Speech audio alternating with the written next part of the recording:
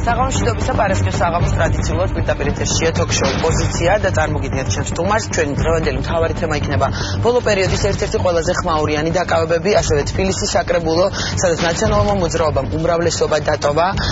ჩვენი სტუმარი იქნება დედაქალაქის მერი, რომელიც გავიგებთ თუ რას ფიქრობს იმის შესახებ, თუ რატომ ტოვებენ ფრაქციის წევრებს მისი გუნდის წევრები, რაც აცხადებს ის მიმდინარე გამოძიებაზე, ასევე როგორია მისი პოზიცია აღმოჩენილ სკანდალურ კადრებზე, როგორ უყურებს ნაციონალური მოძრაობის მომავალს და რას აპირებს თავად 2014 წლის არჩევნების შემდეგ. ყველა კითხვას დღეს ვრცელ ინტერვიუში დედაქალაქის მერი გიგი უგულავო პასუხებს. წარმოგიდგენთ ჩემს სტუმარს. საღამოშიდობისა ბატონო გიგი. დიდი მადლობა რომ მონაწილეობთ ბუნებრივია ჩვენს გადაცემაში და დავიწყებ რა თქმა უნდა ჯერ ბოლო ამბებით და განსაკუთრებით დღეს თქვენ უკვე გააკეთეთ განცხადებად მერიამ და ფინანსთა სამინისტროსგან სამეთვალყო კამერებით გადაღებული კადრების გამოქვეყნება მოითხოვეთ. რომ ამ თანამშრომელთა დაკავების ფაქტზე სიმართლე დადგინდეს. რას ელოდებით და რას ნიშნავდა თქვა ეს მოთხოვნა? ანუ არის ეს რომ არენდობით გამოძიებას, რომელსაც ნოდარ ხადური ამბობს გამჭირვალე იქნება თუ არ ვიცი, სასამართლომ ცნო უკვე უკანონოდ ფაქტიურად მათი დაკავება. კიდევ ერთხელ მოგესალმებით. აბსოლუტურად სამართლიანად აღნიშნეთ სასამართლომ და ამ გადაწყვეტილებაზე მე ცალკე ვისაუბრებ მოკლედ. ცნო ამ ხალხის დაკავება უკანონოდ, შესაბამისად პროკურატურა მანამდეც, იმიტომ რომ საჩივარი შესული იყო, ვალდებული იყო დაეწყო აქამდე გამოძიება. ნოდარ ხადურს საერთოდ არ ეხება ეს გამოძიება, ან პირიქით რო ვთქვათ, ნოდარ ხადურს ეხება, იმიტომ რომ მისი უწყების დარღვევაზეა საუბარი და შესაბამისად მან უნდა აგოს ამაზე პასუხი, ან იმ მაღალი თანამდებობის პირებმა, ვინც უკანონოდ 23 ადამიანი მიიყვანეს, დააპატიმრეს, ბორკილები დაადეს. ამ ოპერაციაში დაახლოებით მონაწილეობდა 250 ადამიანი, იმიტომ რომ თითოეული ადამიანს 3 მანქანით და დაახლოებით 10 კაციანი ეკიპაჟით აცილებდნენ. ერთი ადამიანი საერთოდ არც მიიყვანეს, ასე ირნეს ხელბორკილებით ქალაქში და შემდეგ გამოუშვეს საკრებულოს თავმჯდომარის მოადგილე ბატონი ახვლედიანი. აქედან გამომდინარე ეს ყველაფერი ბუნებრივია ეჭვბადებს. მე უკვე ეს მიყვანილი ხალხი 1 საათი, 2 საათის განმავლობაში იყო ფინანსური პოლიციის შენობაში. შემდეგ საერთოდ კურიოზული ამბავია, ჩემი მოადგილე დავით ნინიძე, რომელიც ასევე ხელბორკილით საკუთარ სადარბაზოსთან აიყვანეს, მას უბის წიგნაკში ჰქონდა ჩაწერილი დღის წესრიგი, ვის როგორ რა გრაფიკით ხდებოდა და შემდეგ უკვე კეთილი პოლიციელი როცა შემოვიდა, რომელსაც უკვე ნაბძანები ჰქონდა, რომ უნდა გაუშვან ეს ხალხი და მიხვდნენ რომ უკვე შარში იყვნენ. თქვენ როგორც ჩანს დაკავებული ადამიანი ბრძანდებით, ბევრი სახელმწიფოებრივი საქმე მიბრძანდით თქვენ შეხვედრებზე და თუ საჭირო გახდა მერე დაგიძახთ. ან ცინიზმის ბოლო მწვერვალზე საუბარი. დღეს ხადური საუბრობდა იმაზე, რომ კამერებით თითქოს თითოეული მათი შეყვანა ჩვეულებრივი პრეს-ცენტრის კამერებითაც გადაიღეს, რომელზეც შემდეგ ისტერიული ყვირილით ეუბნებოდნენ, არიქა გამორთე ეს კადრები, გამორთეთ და წაშალეთ, იმიტომ რომ მიხვდნენ რომ ამას გამოძიება მოითხოვდა. ეს ამას ხო, რა თქმა უნდა, 2 საათს მერე ეს ხალხი ისევ გამოუშვეს. და რაც თავარია, ჩვენ ამ შემთხვევაში ვითხოვთ გამოძიებას, რომელიც პროკურატურა უნდა ჩაატაროს. ვითხოვთ გამოძიებას და გამოვლინდეს კონკრეტული და დაისაჯოს კონკრეტული თანამდებობის პირები, იმიტომ რომ 250 კაცს მოქმედებაში ვერ მოიყვანდა დაბალი რანგის თანამდებობის პირი. შესაბამისად, ეს გადაწყვეტილება მიღებულია გაცილებით უფრო მაღლა და ეს ცალკე პრობლემაა, რომ მართვის ცენტრები კვლავ არეულია და ფინანსთა მინისტრი საერთოდ აზე არ არის თავის უწყებაში რა ხდება, იმიტომ რომ ამ უწყებას დღეს ხელმძღვანელობს არაფორმალურად შინაგან საქმეთა მინისტრი და შესაბამისად მასთან მოხდა ამ ყველაფრის კოორდინაცია. საგამოძიებო სამსახურს ამის გულისხმობს. დიახ, თუმცა უწყებრივად ის ფინანსთა სამინისტროს ეკუთვნის და ამ ყველაფრის მერე ხდება, ესე ვთქვათ, ამ ხალხის განთავისუფლება, მერე ხდება ის, რაც უკვე მთელმა საზოგადოებამ იცის, ღამე კვლავ დაკავება, მაგრამ აქაც დააკვირდით რა ხდება. აქეთ ხდება ის, რომ ის ხალხი, რომელიც მუშაობს თბილისის მერიაში, ცხოვრობს თბილისში, მათი საქმიანობა უკავშირდება თბილისის მერიას. ის სავარაუდო დანაშაული, რომელსაც მას გამოძიება ედავება, ისიც მომხდარია თბილისში. უცბად ჰოის აუცრებავ და ხვდებით ყველანი რუსთავში. აი მოდით ახლა ამ სასამართლოზე ვისაუბროთ. როგორ ფიქრობთ, რატომ განცხადებაში ოფიციალური ნათქვამი იყო, რომ რახან უნდობლობას უცხადებენ, ვთქვათ, თბილისის სასამართლოს, მოდი ამიტომ მოხდა თითქოს რუსთავში გადატანა, სადაც მე უკანონო ცნოეს დაკავება სასამართლომ, ხო საგამოძიებო იმას უცხადებდნენ უნდობლობას სასამართლომ, თუმცა მე მაინც პატიმრობა შეუფარდა, ვთქვათ, ამ ადამიანებს. ანუ ბრალდება მიიღო როგორც ჩანს ბრალდების არგუმენტები, ბრალდების მხარის. გიპასუხებთ, ეს იყო კლასიკური სამართლებრივი მახინაცია. ამ შემთხვევაში უნდობლობაზე იყო საუბარი არა ტერიტორიულ ორგანოზე, თბილისის საგამოძიებოზე, არამედ საუბარი იყო ფინანსური პოლიციის საგამოძიებო სამმართველოზე, ანუ ფინანსურ პოლიციაზე თვითონ და ეს იმის გამო, რომ აშკარა დანაშაულის ნიშნები გამოიკვეთა, რაც შემდეგ სასამართლომაც დაადასტურა. ამის გამო ეს უნდა თვითონ პროკურატურას ან სხვა საგამოძიებო ორგანოში წასულიყო, ან პროკურატურას უნდა წამოიღო, იმიტომ რომ სახეზე იკვეთება მაღალი თანამდებობის პირების დანაშაული, ამის მიუხედავად თვალთმაქცურად მოხდა გადატანა რუსთავში. და რუსთავში გადატანა მოხდა ერთადერთი მიზნის და მიზეზისა გამო. იმიტომ რომ იქ, როგორც ჩანს, კარგად იყო გაყვავილი გზა მოსამართლემდე. ეხლა ვინ იყო მოსამართლე? და სწორედ ამაზე ვსაუბრობ ჩვენ. და როგორ მოხდა ამაზე ზეწოლა. და ეს საზოგადოებამ ეს უნდა იცოდეს, იმიტომ რომ მთელი წლების განმავლობაში ჩვენ ვისმენდით მათ შორის იმ ხალხისგან, ვინც არის დღეს ხელისუფლებაში. ფრაზას ვისია მოსამართლე ჩემია. მოსამართლე ჩემია გახლავთ, მოსამართლე რომელსაც გირგვლიანის ბრალდებაზე გაასამართლა ის რამდენიმე პოლიციელი. და მისი, ვთქვათ, მორალური სახე საზოგადოებაში მაშინ როგორ შეფასდა თუ როგორია, მე სახეზეც არ ამყავს ეს კაცი ნანახი. მოსამართლე ჩემია არის საიმ ქალბატონი მოსამართლის ქმარი. და იმ დღეს, როდესაც გადაწყვეტილებას იღებდნენ, მოსამართლე ჩემია იყო სათათბირო ოთახში უკან. შეუძლია გამოძიებას ამოიღოს მთელი დეტალური და სად იყო და როგორ იყო და ყველაფერი ეს დადგინდეს. და მოსამართლე ჩემიასთან შევიდნენ უზნეო გარიგებაში, იმის გამო რომ არ დაისაჯოს, მათ შორის აი ამ საქმეზე, რომელიც ესეთი რეზონანსული იყო. და აი ამ მორალზეა ლაპარაკი, რომ ამ შემთხვევაში ამ ადამიანებს, ამ ქალბატონს და მის ქმარს ამოძრავებს თვითგადარჩენის ინსტინქტი და მე მათზე საერთოდ არ მაქვს ეხლა ლაპარაკი. ძალიან ცუდია, როდესაც მოსამართლე ვერ უძლებს მათ შორის და ვერ ამართლებს საკუთარ გადაწყვეტილებას. მაგრამ ამაზე აქ არის ლაპარაკი. მნიშვნელობა არ აქვს. გასაგებია რეზონანსული იყო, ბევრი კითხვის ნიშანია იმასთან, შესაბამისად ეხლა გამოძიება მიდის. ამაზე და ბრალიც აქვს წაყენებული თვალწები მერაბისთვის ერთ-ერთი ეპიზოდია გაქვს. ამაზე არ ლაპარაკობ. მოსამართლე ჩემიასთან შევიდნენ გარიგებაში და აი ამ გარიგების ფაქტის დამდები იყო ჩხატარაშვილი და მე ამას გეუბნები დეტალურად შეგეძლიათ ამოიღოთ თუ გამოძიებას დაინტერესებს ამას შეუძლია ამოიღოს და ნახოს ვინ როდის რას ურეკავდა და რას აკეთებდა ეხლა ქმარმა მაწვნებით მიაკითხა ცოლს ამ სასამართლო პროცესზე თუ როგორ არის საქმე და ვინ არის ჩხატარაშვილი ესეც რო გარბა გვახსოვს ნათქვამი მაგრამ რო გარბა ჩხატარაშვილი არის ყოფილი პროკურორი რომელიც ეხლა საქმეებს ულაგებს ესე ვთქვა და ეს საქმე მან დაულაგა ლაშა ნაცვლიშვილს მე აქ არ ვლაპარაკობ ვინ არის მართალი და ვინ არის მტყვალი მე ვლაპარაკობ ერთ მარტივ რაღაცაზე ეს არის ის აქციელი და ის სამართლიანობის აღდგენა რომელსაც ივანიშვილი და მისი მთავრობა დაპირდა რომ შეხვიდე ჩემიასთანაც კი შეხვიდე ოღონდ კი ვიღაცა ვისაც ვერაპატიმებ ვისაც აი ამ ხელა უკანონოებებს ჩადიხარ და მაინც ვერაპატიმებ შედიხარ აი ასეთ ადამიანთან რომელიც ჩვენთვის სულით ხორცამდე მიუღებელი უნდა იყოს ასეთ ადამიანთან შედიხარ შენ გარიგებაში და ეს არის მორალი მე სიმართლე გითხრა არც მჯერა რომ პროკურატურა ამას გამოიძიებს და არც მჯერა რომ მთავრობიდან ვინმე რომელიმე წევრი და სწორედ ამიტომ მე გული მткиვა როცა ვლაპარაკობ ამაზე იმიტომ რომ მიწევს ჩემთვის ყველაზე უფრო რთული გადაწყვეტილების მიღება როდესაც მე ხაზგასმით არასდროს ჩემი საქმიანობის არც ერთ მონაკვეთში მოსამართლეებზე არ მილაპარაკია არ მილაპარაკია იმიტომ ვთვლი რომ ინსტიტუციურად ჩვენ ყველაფერი უნდა გავაკეთოთ რომ ეს ინსტიტუტი შედგეს და ბევრი ხარვეზი იყო ჩვენ დროსაც ამასთან დაკავშირებით მაგრამ მანდატი ამ ხელისუფლების არის სწორედ ის რომ გააუმჯობესოს და არა შანტაჟით ის ესე ვთქვათ, კუძე ფეხზე დაბიჯებული ადამიანები გამოიყენოს კიდევ უფრო მეტი სხვა დანაშაულის ჩასადენად.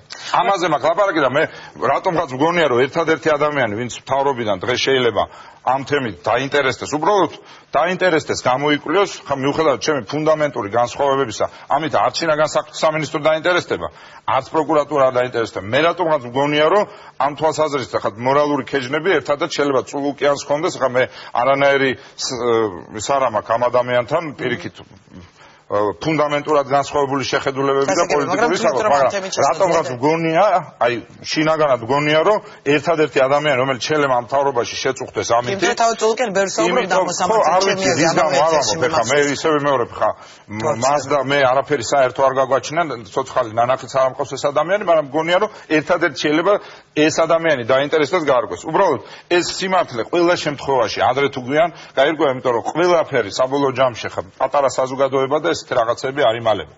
ეს უნდა იცოდეს საზოგადოებამ, იმიტომ რომ და ამ ყველაფრის ფონზე მე ვთვლი, რომ აბსოლუტურად არასწორი სამართლებრივადაც დაუსაბუთებელი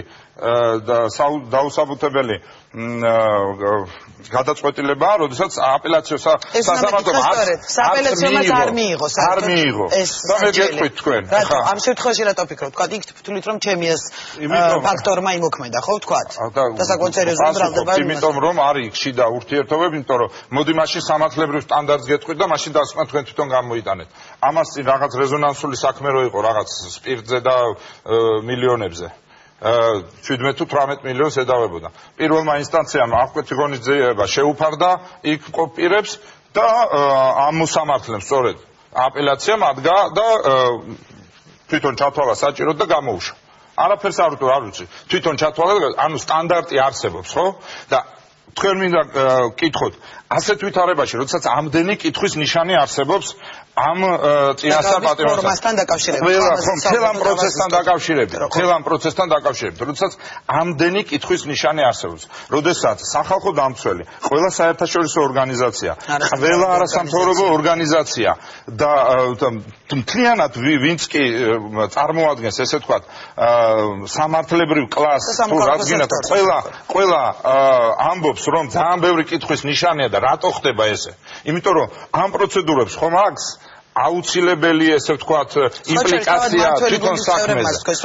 აქედან გამომდინარე, როდესაც განსახილველადაც კი არ იღებ, არადა იგივე მოსამართლეს სხვა პრეცედენტიც აქვს და ეხლა თანხის ოდენობაზე იქაც დიდი ოდენობა იყო და აქაც დიდი ოდენობა, ანუ ეს არ არის გამომართლებელი.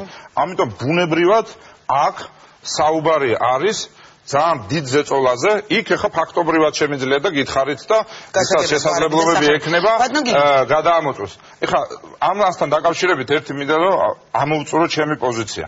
მე ხა ვცხარდები ბუნებრივად ვიღაცა იტყვის და შეიძლება სამართლიანად სადიყავი აქამდე რატომ აქამდე არ ცხარდებოდით, ახლა მე ვინც ვიცნობდა შიდა ურთიერთობებში ყოველთვის დისკომფორტი მქონდა და ამაზე ყოველთვის კამათი მქონდა ჩვენ რომ განსაკუთრებით 2010 წლის მერე მე ყოველთვის მიმაჩნდა რომ უნდა ლიბერალიზაცია მეტი გაკეთებულიყო და სისხლის სამართლებრივი პოლიტიკა უნდა გადაგვეხედა.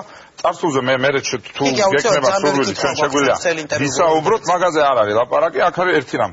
მე როგორც თბილისის მერს, მე როგორც ადამიანს, რომელიც ამ ქალაქში დავიბადე და ამ ქალაქში ვიცხოვრებ, მიმის და მიუხედავად რა უნდა მოხდეს, ვინც არ უნდა მოვიდეს ხელისუფლებაში და რა რთული გზაც არ მომიწიოს გავლა იმისათვის, რომ დავამტკიცოთ ჩემი სიმართლე. მე ადამიანურად მაინტერესებს, რომ მართლა გაირკვეს სიმართლე ამ საკითხთან დაკავშირებით. ისე როგორც სხვა საკითხებთან, რომელსაც მე მედავებია. როგორც თუნდაც ხო მთლიან იმას, მაგრამ მართლა ლოგიკურად არ მესმის. გამოძიების ინტერესში არ უნდა იყოს, რომ დაიცვას ყველა წესი, რომ ყველა შეკითხვა მოხსნილი იყოს, რომ საზოგადოებას მათ შორის მისთვის უმნიშვნელო ნაწილს, იმიტომ რომ გასაგებია დღეს თეთრ ცხენზე არის ივანიშვილი და არ აინტერესებს თქვა ვიღაცა 10, 15 თუ 20% საზოგადოების როგორ ფიქრობს, მაგრამ ესე იწყება პრობლემები, როდესაც შენ არ გაინტერესებს და სამწუხაროდ ესეც ჩვენ გამოვლილი გვაქვს.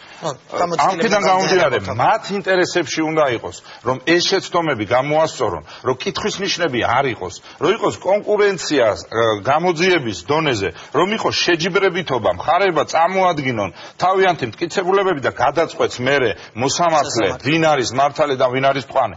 ეს არის მათი ფორმალურად როგორც გამოძიების მხარის ინტერესი, ეს არის ჩემი როგორც თბილისის მერის, ეს არის ჩემი ციხეში ჩასმული კოლეგების ინტერესი და ეს არის ჩვენი ყველა საერთო ინტერესი. და ჩვენი ყველა საერთო ინტერესი უნდა იყოს, რომ არ დაუშვათ ამ საკითხის პოლიტიზირება, მაგრამ ყველაფერი გააკეთა გამოძიება.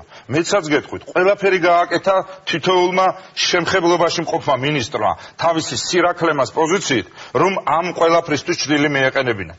რა საჭიროა რომ გამოდიან და რას იცავენ და ურცხვად იძახის თვითონ ფინანსური პოლიციის წარმომადგენელი, თვითონ ხადური, თვითონ ღარიბაშვილი, რომ თურმე ეს ხალხი მივიდა თავის ფეხით დაიდეს ბორკილები და მივიდა. სამეთოვრო კამერებს ამიტომ ითხოვთ რომ თქვა ეს გამოჩნდეს რომ მოხდა მათი მიყვანა ამ საგამოძიებო სამსახურში. ხო, ნუ ერთ-ერთი იმიტომ იყო ეს გაასაჯაროებს, ეს არ არის ხადურის გადასაწყვეტი, ეს არ არის ჩემი გადასაწყვეტი. ეს არ არის არც ღარიბაშვილის და როგორც ივანიშვილს უყვარს არვერები გამოძიებაში, არც მისი გადასაწყვეტი. პროკურატურამ უნდა ამოიღოს ეს როგორც ნივთკიცებად, იმიტომ რომ სახეზე გვაქვს დანაშაული და ამას სჭირდება რეაგირება. და ყველაზე ცუდი რაც არის, როდესაც პოლიტიკური კლასი, მათ შორის ამ შემთხვევაში უმრავლესობა, თვალს ხუჭავს და იწყებს ვიხმარ ამ ფრაზას გაправებას სამართალდამცავი სისტემების და სისტემაში ჩადენილი დანაშაულის, ამას სპირალური ეფექტი აქვს და ამას მივყევართ სავალალო შედეგებამდე. ამას ვამბობ ჩვენ რომ არ გვინდა ეს და არ მოხდეს ეს. სწორედ ეს არის ჩვენი ზრუნვის საგანი. და არა ის რომ მაინდა-მაინც ახლა კონკრეტულად ისევე მეორე ჩემთვის პირადი ღირსების საკითხია რომ დასრულდეს, მივიდეს ეს ყველაფერი ბოლომდე, მაგრამ როცა ასეთ ვითარებაშია ეს ყველაფერი, მაშინ ძნელია დაიჯერო გამოძიების სანდოობა, იმიტომ რომ ხა ჩვენ ხო ვიცით რატომაც იყო ასეთი გავეშებული მცდელობა წინასწარი პატიმრობის. რატომ? იმიტომ რომ რა თქმა უნდა ეს ადამიანები რამდენჯერმე იყვნენ გასული დაკითხვების შემდეგ უცხოეთში და დაბრუნდნენ. ანუ არავინ არ მიმალულა, არავინ არ წასულა. თითოეულმა მათგანმა იმიტომ რომ სასურველი ჩვენება მოიპოვო ამისია. კიდე ჩემ წინა ხო უკვე რამდენჯერ ხარ რაც მე მითხეს, კი ბატონო, ეხლა ორი საქმე მაქვს, მესამე საქმე იქნება ჩემ წინა იქნება თუ არ იქნება. ჩემთვის არ არის ამ შემთხვევაში, ჩემს არსებითია რომ ეს ყველაფერი გაკეთდეს ისე რომ არ იყოს შეკითხვები და ესენი აკეთებენ ყველაფერს ისე რომ დატოვონ იმხელა შეკითხვები და იმხელა ნაღმები, რომელიც მერე თვითონ თავად მოეკითხებათ. ამიტომ არის ეს პრობლემური, თორე სხვა მხრივ ისე ვიმეორებ, არავინ არ არის გამოძიების წინააღმდეგი. თუ მაინდა-მაინც უნდა ტარდებოდეს, კი ბატონო, ჩაატარეთ. ერთ საქმეზე, ორ საქმეზე. დოკუმენტი არ არის დარჩენილი მერიაში, ყველაფერი წაღებული აქვს, გამოიძიონ. მე არავითარ პრობლემა არ მაქვს, არც ერთ გამოძიებასთან. ხო და მოდი ვიდრე საქმეზე გადავალ და სწორედ ეს მინდა კითხოთ, მაინც თუ ხართ საქმის კურსი და ალბათ ხართ რა თქმა უნდა, მაგრამ ყოველ შემთხვევაში თქვენი ვერსია რა არის თუ მაინც გამოძიებას უნდა დაველოდოთ. აი იგივე 50 მილიონზე, რაზეც არის საუბარი. მე არანაირი ვერსია არ გამაჩნია, მე ვიცი ის ვერსია, რასაც გამოძიება ედავება ამ ხალხს, რომ ეს თანხები 2011 წლის ნოემბრიდან ხელფასების სახით გაიქცა დაახლოებით 20,000 ადამიანზე. აი ეს არის პარტიული ნიშნით. აი ეს არის ძირითადად მთელი არსი ამ ბრალდების. მეც მე ვერაფერს ვერ ვიტყვი, დანარჩენი მტკიცებულებების საკითხია და დანარჩენი სასამართლოს განჯადების საკითხია. კარგით, ვიდრე თქვენ წინააღმდეგ წაყენებულ ბრალდებაზე გადავიდეთ, ამ საქმეზე მინდა გითხოთ, ამ პროცესებს მოყვა ძალიან ისეთი ხმაურიანი ნაბიჯები საკრებულოში, ანუ საკრებულოში რეალურად ნაციონალურ მოძრაობამ დაკარგა უმრავლესობა. პირველი ეს იყო კოკიანე თამიშვილი, ფრაქციის თავმჯდომარე და უკვე მეორე თავმჯდომარე ხაჩერიშვილის შემდეგ ვის დატოვა ვთქვათ ფრაქცია, შემდეგ დათო წერეთელი თუ არ ვცდები ერთ-ერთი წევრი და ანუ უმრავლესობა აღარ ყავს ნაციონალურ მოძრაობას. ამ თქვენ მხოლოდ მოკეთ ზეწოლის ფაქტებს უკავშირებთ, იმიტომ რომ ამაზე მოგვისმენია ბევრი განცხადება. როდესაც უკვე 12 ადამიანმა არჩევნების შემდეგ დატოვა. თუ შესაძლოა რომ რამე პრობლემები იყოს თქვათ პარტიაშიც. ერთი მეორეს არ გამორიცხავს, ბუნებრივია. 1 ოქტომბრის მერე თვარჩებით 13 ადამიანმა დატოვა ფრაქცია და დღეს მდგომარეობით ნაციონალურ მოძრაობას საკრებულოში თბილისში აღარ აქვს უმრავლესობა. მე პირველი რაც მინდა განვაცხადო, ვერ ხედავ ტრაგედიას ამაში საერთოდ. პირიქით ვთვლი რომ გაჯანსაღების გზა, კრისტალიზაციის გზა გადის ხშირ შემთხვევაში არა მარტო ეს, მაგრამ ერთ-ერთი კომპონენტი არის ის, რომ ვისაც რაიმე დისკომფორტი აქვს მიდის, იმ ადგილს იკავებს ვიღაც სხვა და ესე ხდება თაობების ჩანაცვლება პარტიაში და ანალოგიური მეხება მეც, ანალოგიური ეხება ყველა ლიდერს და რაც უფრო მეტი ახალი ადამიანი მოვა და რაც უფრო მეტი ახალი ადამიანი დაიკავებს ამ ადგილს, მე მხოლოდ ამას მივესალმები აბსოლუტურად გულწრფელად, იმიტომ რომ ჩვენი ესე თქვა პარტიული გაჯანსაღების ერთ-ერთი ნიშანი სწორედ ეს უნდა იყოს, რამდენად ხარ შენ ახალი ადამიანების მიღებისთვის მზად ერთი და რამდენად ახალი ადამიანები მოდიან შენთან. რაც შეეხება საკრებულოში ხა ესე ვთქვათ დუღილის პროცესია, ახალი უმრავლესობის ფორმირების პროცესია.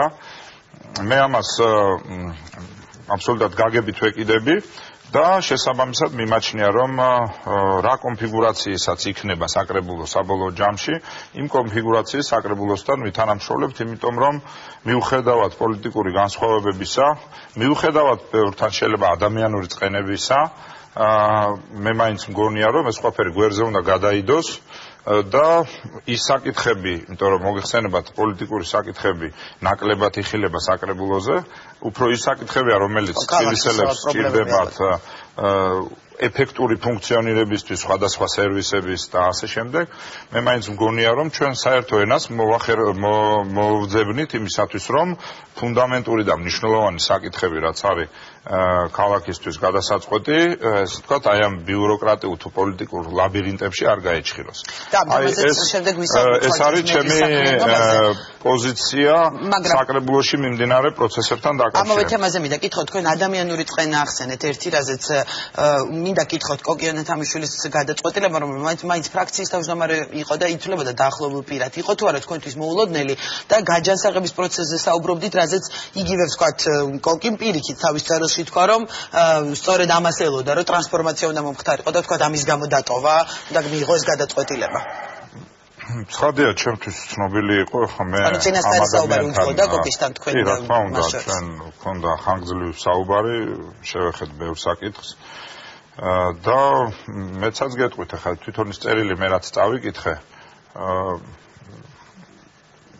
90% საკითხებში ეს სისტემებია, რომელსაც მე თვითონ სვავ, მე თვითონ მაწუხებს და ამ თვალსაზრისით ავთვლი, რომ თქვათ რაღაცა ორიგინალური იყო. ამ თემებზე საუბრობთ ახლა ზუსტად, ამიტომ მაგრამ მოქმედება რა თქმა უნდა ჩემის აზრით არასწორია, იმიტომ რომ მე ვთვლი, რომ თუ ხედავ პრობლემებს, არ უნდა გაექცე ამ პრობლემებს, არამედ უნდა იბრძოლო ამ პრობლემების გამოსწორებისთვის. აქედან გამომდინარე, დასკვნა რაც მან გააკეთა, მე ვთვლი, რომ არასწორი იყო, ადამიანურადაც ძალიან სულ დროს იყო. მე სიმართლე გითხრათ, არ დავარქვ ამას ამ ფრაზას, არ ვიხმარ ამ ფრაზას, იმიტომ რომ სიმართლე გითხრათ 1 ოქტომბრის მერე იმდენი რამე ვნახე უკვე, რომ აღარაფერი აღარ მიკვირს. ამიტომ ასე ხმათ მე არ წავალ ხა ადამიანებს, ბევრი ვიღაცა შეიძლება დეპრესიაშია, ბევრი ვიღაცა რაღაც ვერ ხედავს თავის პერსპექტივას, პირადი ცხოვრების პრობლემები აქვს, ხა მე ნამდვილად არ მინდა დავიჯერო ის რაც მასზე ითქვა, მე არ ვთვლი რომ ის რაიმე მერკანტილური მოსაზრებების გამო წავიდა, მას ჰქონდა.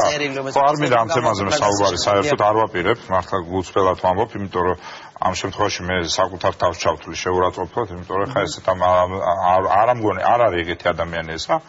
მაგრამ მას ჰქონდა რაღაც თავისი პრობლემები ფინანსური და ეს კიდევ ერთხელ მიუთითებს, რომ ჩვენ გარშემო, მათ შორის მსხვილ ლიდერებს, ფრაქციის თავმჯდომარეებს არა აქვთ დალხენილი ფინანსური ცხოვრება და მხოლოდ ამას მიუთითებს ჩემის აზრით და სხვას არაფერს. განსხვავებით იმ შავი ნიაღვარისა, რაც მოდის ჩვენი და ჩვენი თანაპარტიელების მიმართ, ამიტომ მოდი ამ დავსვავ წერტილს, მე მიმაჩნია რომ ბევრი პრობლემა რაც მან აღნიშნა სამართლიანია და ეს პროცესი მიდის, ამ პროცესს ვერც დააჩქარებ ხელოვნურად და ვერც შეანელებ, ეს არის გარდაუვალი პროცესი, მაგრამ მე ვთვლი რომ ამ პროცესში თუ შენ ეს გაწუხებ, შენ უნდა მიიღო მონაწილეობა და ყველა კარი მისთვის იყო ღია და მეც თვითონ ვიბრძვი და ვიცი რომ ესე ლარნაკზე მორთმეული არაფერი არ არის, მათ შორის არც პარტიაში, არც ბერიაში, არც პოლიტიკაში და არა ზოგადად არც ცხოვრებაში. და ბატონო გიგი ამ ბრძოლასთან დაკავშირებით რაღაც ვიწროვდება თქვენი წრე, შეიძლება ასე ითქვას, იმიტომ რომ უკვე ბევრი რამოდენიმე თქვათ დასაკმაოდ ახლობელმა პირმა დატოვა რიგები, ნაწილი დაკავებულია. ფიქრობთ რომ ამ წრის შევიწროებით მოვლენ თქვენამდე თუ შეიძლება ისე თქვას, ანუ დააკავებენ გიგი უგულავას, როგორ ფიქრობთ, იმიტომ იყო მცდელობა სასამართლომ არ მიიღო, მაშინ გადაწყვეტილება. თქვენ ბრალდებული მერი ხართ. ბრალდებული მერი ვარ კი. ხა მე როგორ გითხრათ დამაკავებენ თუ არა? თქვენი მოლოდინი როგორია? იმიტომ მე მახსოვს რომ ნაციონალური მოძრაობის წევრი და ვთქვათ რომ მე ალბათ დამაკავებენ ზადვარამისთვის ასე შემდეგ. კი ბატონო, რა ვიცი, ვერ გეტყვით. რა ვიცი ხა. რა ფეხზე გაიღვიძებს დილის 6 საათზე ის ადამიანი, მე ხო ამის ჯადოქარი არა ვარ და ვერ გამსაზღვრავ. ფაქტი არის რომ ხა რაც არ უნდა იძახოს. ვინ ადამიანი ვის გულისხმობს? ვინ იღვიძებს დილის 6 საათზე მამულთან ერთად საქართველოში? ვიჯინა ივანიშვილი, აბა ვინ გულისხმობს? აბა ხა თქვენ გონიათ რომ არჩილ კბილაშვილი იღებს გადაწყვეტილებას მართლა? კარგი, ანუ მაშინ იმ ბრალდებაზე გადავიდეთ, ესე იგი ბრალდება მაგას მნიშვნელობა. მე ერთი რამე მინდა გითხრათ. ეს არ არის მნიშვნელოვანი საკითხი, ისე ვიმეორებ. ჩემთვის ყოველ შემთხვევაში რა თქმა უნდა, ჩემ მეგობრებისთვის, ახლობლებისთვის, პოლიტიკური გუნდებისთვის, ვინც მეგულს შემატკივრებს, იმათთვის პრობლემური საკითხია. ჩემთვის პრობლემური საკითხი სხვა რამეა. მე მინდა რომ ის ნიაღვარი სიცრუის, რაც მოდის დღევანდელი ხელისუფლებისგან, ის შურისძიება თქვენი მისამართით, ჩემი მისამართით იქნება თუ ჩემი მეგობრების მისამართით დავიცვა თავი და ვანახო საზოგადოებას, რომ ეს ყველაფერი არის ტყუილი და უბრალოდ მოფიქრებული იმისათვის, რომ მოხდეს სრული დისკრედიტაცია წინა ხელისუფლების, მათ შორის ადგილობრივ თვითმმართველობაში თუ ცენტრალურ ხელისუფლებაში მომუშავე ბევრი ადამიანის. ეს არის პრობლემა და ამ პრობლემას ვფიქრობ, რომ გავუმკლავდეთ. დამიჭერენ თუ არ დამიჭერენ, გულწრფელად გეუბნებით, არ არის ჩემთვის ეს პირველი ხარისხის საკითხი. კარგი, და მე მაინც მინდა თქვენს ბრალდებას შევეხოთ, იმიტომ რომ რაღაც კონკრეტული ბრალდება გაქვთ წაყენებული ვგულისხმობ იმედის საქმეს, ეგრეთ წოდებულს და ჯოზეფ კეის ჩვენებას. გამოძიება თვლის, რომ რიყის ტერიტორიის მეშვეობით მოხდა რაღაც манипуляция, გარკვეული თანხა გადაერიცხა ჯოზეფ კეის იმედის წილის დათმობის სანაცვლოდ. თუ შეგიძლიათ რომ მოკლედ გასაგებია რომ სასამართლო პროცესი მიდის და იქ მოგიწევთ ალბათ ჩვენებების მიცემა და ასე შემდეგ. როგორია თქვენეული ვერსია, ანუ ქონდა რამე კავშირი ამ რიყის ტერიტორიის გასხვისებას თუ მე უკან შესყიდვას, თქვათ ჯოზეფ კეის ზღაპარი, აბსოლუტური აბსურდი და თითიდან გამოწვეული ბრალდება. არანაირი ამ ორ დამოუკიდებელ ისტორიას არაფერი კავშირი არ აქვს ერთმანეთთან და მით უმეტეს ამ მეორე ისტორიას საერთოდ არანაირი კავშირი არ აქვს მერიასთან და მერიის საქმიანობასთან. აბსოლუტურად რა ვიცი, ისეთი დაუკავშირებელი საკითხებია, რომ მაღალმთყოფურ ფანტაზიაში შეიძლება დააკავშირო ერთმანეთს. ანუ ჯოზეფ კეისთან ქონდა თქვენ რამე ურთიერთობა? პირადი. ჯოზეფ კეისთან ქონდა როგორც ერთ-ერთ ბიზნესმენთან ურთიერთობა, ის ხშირად მოდიოდა ისევე როგორც ყველა საქართველოში ვერ დამისახელებ თქვენ ბიზნესმენს, რომელიც მოდის თავის საკითხებით, ხა მუნიციპალიტეტში ძალიან ბევრი თემაა, რომელიც ამა თუ იმ ბიზნესმენს აინტერესებს, ჭირდება, პრობლემაა, დახმარება უნდა. მე ვთვლი რომ ამ კუთხით ჩვენ სწორედ მუშაობდით და აბსოლუტურად განსხვავდება დღევანდელი მთავრობის მიდგომა, რომელიც აგერ სამი ბიზნესმენი ვნახე, რომელიც ჩამოვიდა, რომელიც საქართველოში იყო დაინტერესებული და არის, შეხვდა პრემიერ-მინისტრს და პრემიერ-მინისტრმა უთხრა, რა გინდათ საქართველოში რატო უნდა ჩადოთ ფული, რა ფული ბევრი გაქვთ და დასაკარგიო? ზუსტად აი ამ სიტყვებით სამმა ერთმანეთისგან დამოუკიდებელმა ბიზნესმენმა, რომელიც არ დავასახელებ ეხლა იმათ საქართველოს მათ მაინც აქვს ინტერესი და მაინც იმიტომ რომ ხვდებიან რომ ეს ყველაფერი რაღაცა ფორმით დაღვინდება და საბოლოო ჯამში ქვეყანა რომელიც ამდენი პრობლემა და ამდენი ეკონომიკური პრობლემაა მაინც ადრე თუ გვიან მიხვდება რომ ის გზა რაც მათ აირჩიეს ეკონომიკისთვის დამანგრეველია და დამღუპველია. პირიქით მთელი სამინისტროების საქმე უნდა იყოს ეგ, რომ სანთლით ეძებდნენ ინვესტორებს. და რატო უნდა ითქვა მაშინ ეს რატო ფიქრობთ ანუ არ ვიცი მაგაზე პასუხი ამაზე პასუხს მე ვერ გეტყვით თვითონ პირველივე პრესკონფერენციაზე თქვა რომ საქართველოს ჩემთვის პატარაა და არ არის საინტერესო საინვესტიციოდ როგორც ჩანს ასე თulis. შემდეგ დავოსში შეხვედრაზე თქვა როცა აღტკინებული რუსი ბიზნესმენები უყურებდნენ და როგორ შეძლო საქართველოს რომ მეცხრე ადგილზე გავიდა და დაიკავა და ესე პროგრესირებს მეცხრე ადგილზე უკვე ბიზნესის CEO-ლის კუთხით იმის მაგივრად რომ ქვეყნის პრემიერ-მინისტრმა თქვას რომ ჩვენი კიდევ უფრო გავაუმჯობესებთ და შემდეგ შეხვედრაზე მეხუთე ადგილზე იქნება საქართველო გამოაცხადა ამაყად რომ ეს ყველაფერი არის ტყუილი თქვენ სიცრუეში გამყოფებდათ სააკაშვილი არ დაიჯეროთ მაგის არაფრის საქართველოში არანაირი ბიზნეს კლიმატი არ არის და აწი დაიწყება ყველაფერი ასეთ ვითარებაში არავინ არ ჩადებს ქვეყანაში ფულს და შედეგებს ჩვენ ყოველდღიურად ხედავთ მარტო პირველ კვარტალში 42000 სამუშაო ადგილი ოფიციალური სტატისტიკა არის გაუქმდა ეკონომიკური ზრდა რომელიც დაგეგმილი იყო 6%-ზე ეხლა უკვე 3-ზე და ალბათ 2.5-ისა აი მაგალითისთვის გეტყვით ეხლა ეგვიპტეში მესამე წელია უკვე ესეთი არეულობა მიდის სოფლიო კაპიტალი აი ესე მოძრაობს როგორც აი CNN-ზე როცა უყურებთ ამინდის იმას როცა დადის რაღაც ისეთ ხო აი ესე დადის კაპიტალი და ეძებს ადგილს სად შეიძლება დააბანდოს ადამიანმა ფული რაც კი აირია ეგვიპტეში სიტუაციაში ჩვენ სპეციალურად მაშინ მახსოვს შეკრებილის ვიყავით და ამაზე ვჯელობდით რომ მოდი ეხლა იქ არის ძალიან დიდი კაპიტალი რომელსაც შევთავაზოთ ჩადონ საქართველოში ფული რა არის ამაში თუდი არაფერი პირიქით იმიტომ რომ ჩვენ ვერ განვითარდებით თუ გარედან კაპიტალს არ მოვიზოთ საქართველოში არ არის იმდენი კაპიტალი დაგროვილი და არ არის საქართველოს ისეთი მდიდარი რომ საკუთარი რესურსებით შედოს გამდიდრება ჩამოვიდნენ ძლივს იქ ეგვიპტელი კოპტები რომელთაც საშუალო ბიზნესი ახაც არ არის მსხვილი ბიზნესი მაგრამ ბევრი იყო ყველა პრობლემა შეუქმნეს ამ ხალხს იმისათვის რომ გაქცეულიყვნენ პრობლემა რაში მდგომარეობს ეს ლეგენდა რომელიც შეიქმნა რომელიც აუცილებელია იმისათვის რომ მოვიდეს ადამიანი და აქამდე მოიყვანო და ყველაფერი ჩაადებინა ფული იმიტომ რომ ასე იქნება სამუშაო ადგილი ასე შეიძლება ლეგენდა კარგი ამას იმიტომ რომ თანამედროვე მსოფლიო მოწყობილი არის მარკეტინგზე ის რაც პრემიერ-მინისტრს სიცრუე გონია ეს არის სინამდვილეში მარკეტინგი მაგრამ სიცრუე იქნება ის როდესაც ჩამოიყვან ამ ხალხს და შემდეგ ეს არ დახვდება და სამწუხაროდ ჩამოვიდნენ ეს ხალხი და ყველანაირი პრობლემები შეუქმნეს იმისათვის რომ საქართველოსდან წასულიყვნენ ეს არის პრობლემა იმიტომ რომ ესე ეკონომიკა ვერ განვითარდება ეს ეკონომიკა ჩამოგვეშლება და იმდენად მე გაითვალისწინეთ გარშემო რა ხდება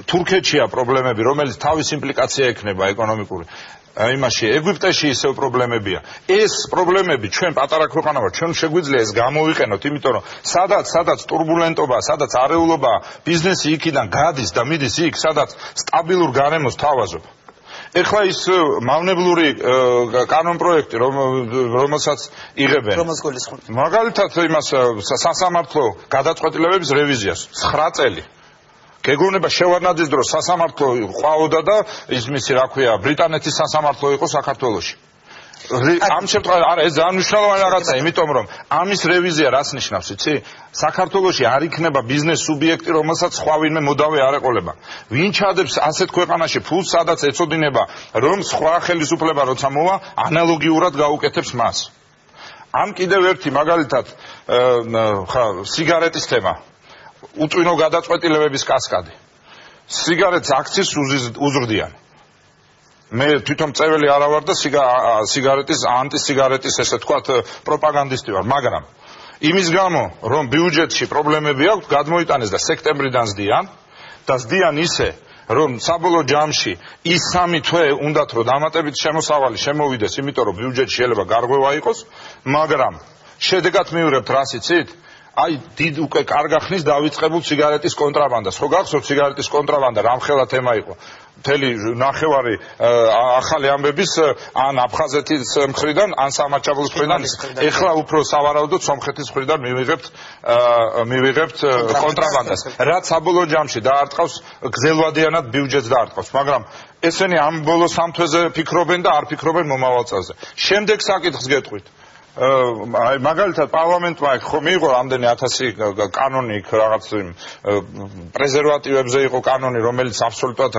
რა აქტუალობა იყოს კაცმა ვერ გააკეთა მაგალითად მიიღეს რომ ალკოგოლი და სათამაშო ერთად არ შეიძლება გაიყიდოს რეალობა რა მივიღეთ იცით რეალობა მივიღეთ ის რომ გააქრა სათამაშო და ის ვისკი არაყი და ღვინო სადაც იდო ისე ვიყიდება ამიტომ არის რომ ამ არაკომპეტენტურობის კასკადით ჩვენ მივიყვანთ ეკონომიკას დანგრევამდე ეს არის ახლა ეგვიპტეშიც რაც ხდება მეტი კი არაფერი არ ახსენეთ და ზოგადად მაგალითად მოყავთ რომ პარალელს ავლებთ რა შესაძლოა რომ საქართველოში იგივე არა ეგვიპტელი კოპტების მაგალითი მოვიყვანე რომელსაც ხალხს უნდა და ფული ჩადება ქვეყანაში და ყველაფერი გააკეთეს რომ გაეძებებინათ ასევე არასწორი მიმართულებით მიყავთ და არასწორი აქცენტებს აკეთებენ იმიტომ რომ მე ამას ყველაფერს ეკონომიკის კონტექსტში უყურებ იმიტომ რომ ერთადერთი ეკონომიკაა რომელზეც ეხა ყველაზე მეტად მე გული მткиვა იმიტომ რომ ისეთ შეცდომებს უშვებ რომელსაც შეიძლება საერთოდ ვეღარც გამოვასწოროთ იგივე ხა ირანთან მიმართებაში ძალიან კომპლექსური საკითხია, მაგრამ ჩვენ დავდიოდით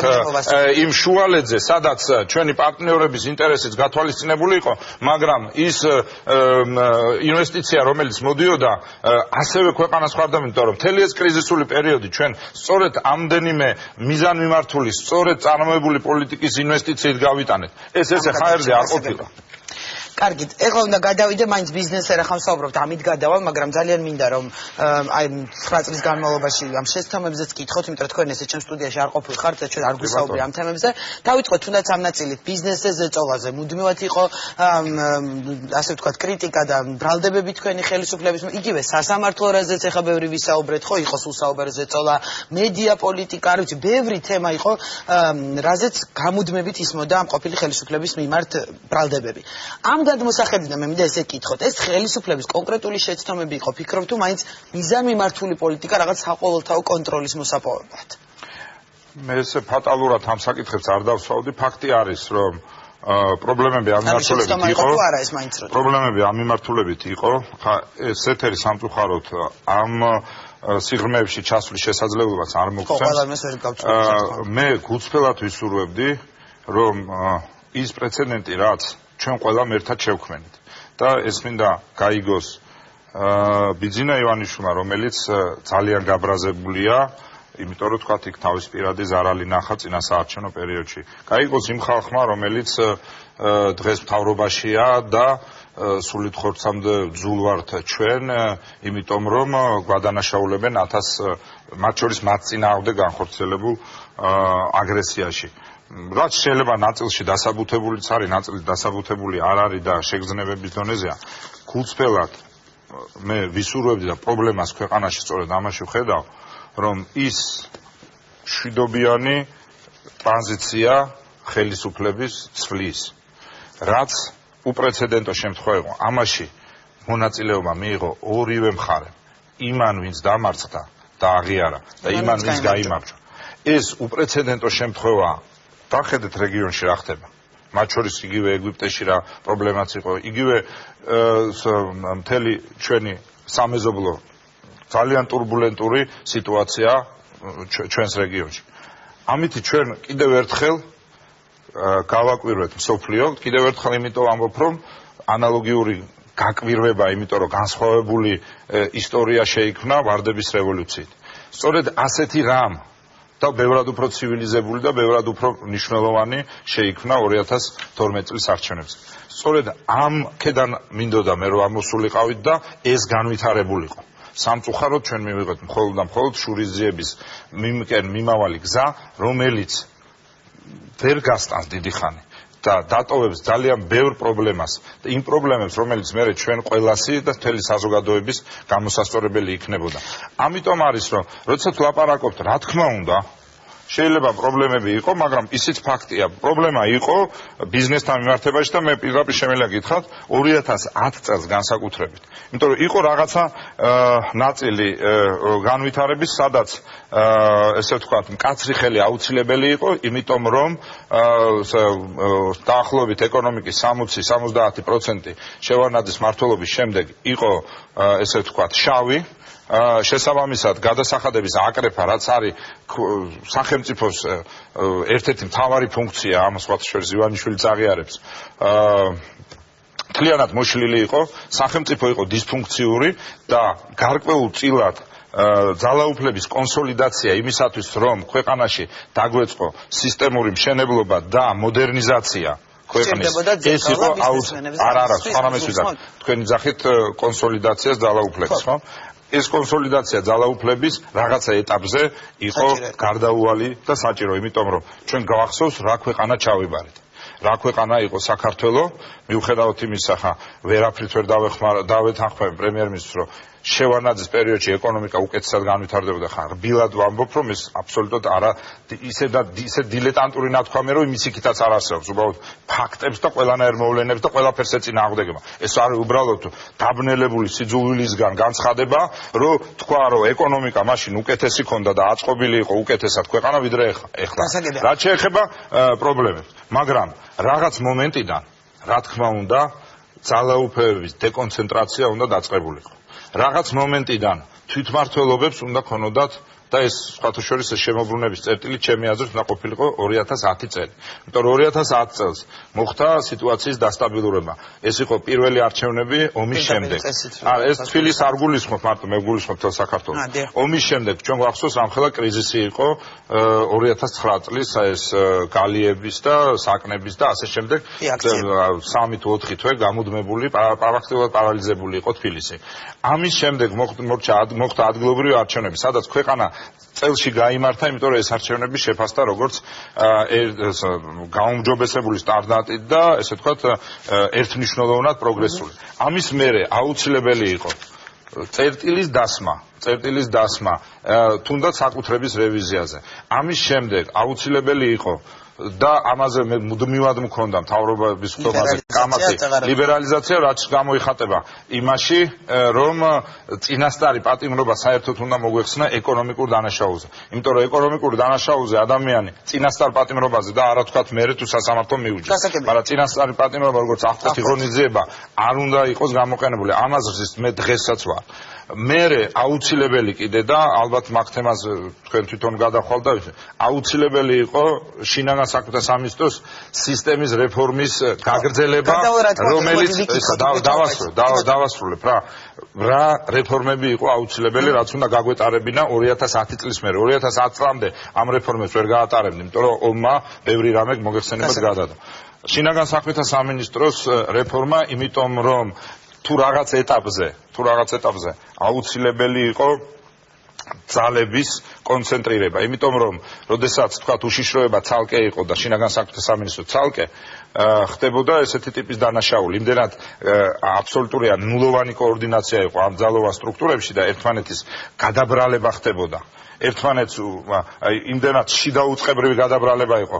ღმერთმა დაიფაროს და ის მიცვალებული მტკვრის მარჯვენა სანაპიროზე რო აღმოეჩინა პოლიციას 2003 წელს, ყველაფერს აკეთებდა იქითკენ მარცხენა სანაპიროზე გადაეგდო, რომ შემდეგ ეს არა მთაწმინდის, არამედ დიდუბის ქვემდებარე ყოფილიყო. აი ესეთ უწყებების შემდეგ, როდესაც მოხდა გაწმენდა, კონსოლიდაცია, პატრულის ჩამოყალიბება, ბევრი გამჭვირვალე მექანიზმის, მათ შორის აღრიცხვიანობის მოწესრიგება, ამ ყველაფრის მერე 2010-ის მერე აუცილებელი იყო და ეს იყო ფატალური შეცდომა, როგორც ეხლანდელი გადმოსახედიდან ჩანს, რომ კვლავ უნდა მოსულიყო ან გამოძიების ნაწილი ცალკე გასულიყო, ან საზოგადოებრივი და მათ შორის სამოქალაქო და ამ შემთხვევაში მინისტრის დონეზეც და სხვა ესე ვთქვათ საპარლამენტო დონეზე ესე ვთქვათ მოსმენების და მიყურადების ესე ვთქვათ ბევრად გამჭვირვალე სტანდარტების შექმნა, ანალოგიური ეხება სასამართლოში ამ სტანდარტების შექმნას, იმიტომ რომ დღემდე მე ვინმე გიორგით ვარ დარეგისტრირებული და როგორც ვინმე გიორგის მისმენს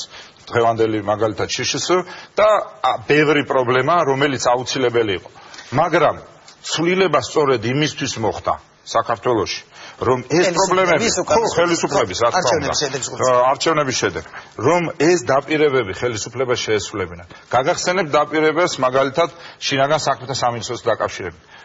გადაშალეთ მათ ან ნახეთ საიტზე, გადაშალეთ ფურცლები, მათი ბუკლეტები და ნახეთ.